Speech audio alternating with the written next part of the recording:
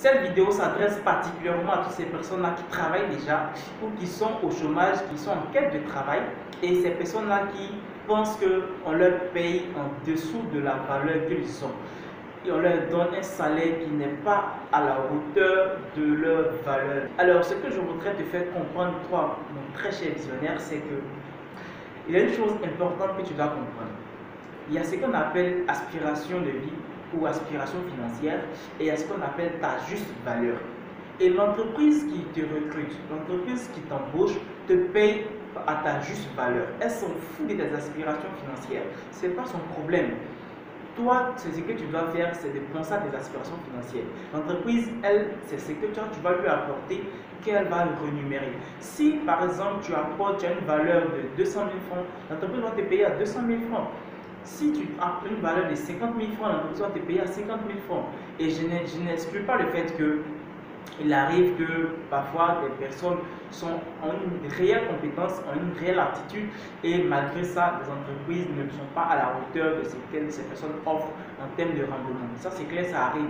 Mais dans la majeure partie des cas, ce qui se passe, c'est que les gens ont des valeurs, ont des compétences, ont des aptitudes caduques. Et le monde qui évolue, ils refusent en fait de se former, ils refusent en fait d'améliorer leurs connaissances, mais ils veulent que leur salaire augmente. C'est parce que l'entreprise gagne beaucoup plus aujourd'hui que toi aussi tu dois gagner forcément plus. Est-ce que le poste que tu occupes permet à l'entreprise de gagner plus? C'est ce poste-là qui a permis à l'entreprise de gagner plus. Si ce n'est pas ce poste-là, ceux qui ont permis à l'entreprise de gagner plus, c'est ceux-là qui seront rémunérés. Mais si toi, ton poste, tu as fait une formation depuis, je ne sais pas combien d'années, depuis 10 ans, 15 ans, c'est la même chose que tu fais depuis des années, et tu veux que ton salaire augmente parce que l'entreprise grandit. En tout cas, cette entreprise qui va faire ça là, franchement, je ne pense pas qu'elle est vraiment intelligente en termes d'économie. Ce qu'il faut faire, c'est d'améliorer toi-même tes propres compétences, d'améliorer toi-même tes aptitudes, de chercher à savoir qu'est-ce qui va permettre à l'entreprise de grandir en passant par toi. Qu'est-ce que tu peux faire à ton même niveau pour que l'entreprise puisse gagner beaucoup plus. Et sincèrement, le faisant, et en allant vers tes différents patrons responsables pour dire voici des suggestions que je peux faire, voici des choses que je peux faire pour améliorer le truc. Mais si tu restes là à te contenter du peu que tu sais, à offrir juste ça pour dire bon, écoute, moi j'ai fini mon travail à 15 h, peut-être à 14 h, tu as fini de faire le travail de la journée et tu es assis là à ne rien faire, tu attends 16 h 30 ou 17 h pour descendre et tu espères avoir une promotion. Ça ne se passe pas comme ça. Alors, c'était juste un petit message que j'ai voulu te partager.